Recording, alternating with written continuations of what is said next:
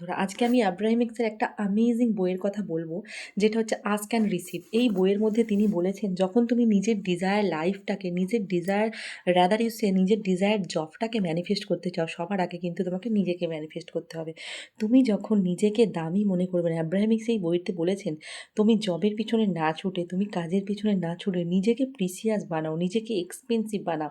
নিজেকে এক্সপেন্সিভ কীভাবে কাজ করবে? নিজের উপর কাজ করো, নিজের উপর টেকনিক, মিরর টেকনিক অ্যাপ্লাই করো।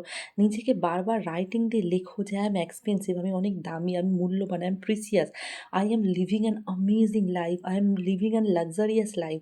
যখন তুমি লাক্সারিটা ফিল করবে, যখন তুমি নিজের চারপাশে ভাইব্রেশন যেমনই থাকুক না কেন, যখন তুমি ইনার ভাইব্রেশনটাকে শিফট করে তুমি কিন্তু ফোকাস করবে যা কিছু ভালো হচ্ছে তোমার লাইফে সেটার দিকে, তখন তুমি নিজেকে এক্সপেন্সিভ বানাতে শুরু করবে। তোমার কিন্তু লাইফে তুমি যখন যেমন তুমি ভাইব্রেট করবে সেটা কিন্তু তুমি অ্যাট্রাক্ট করবে। সুতরাং খুব কম সময়ের মধ্যে দেখবে তোমার কাছে ডিজায়ার জবটা আসছে।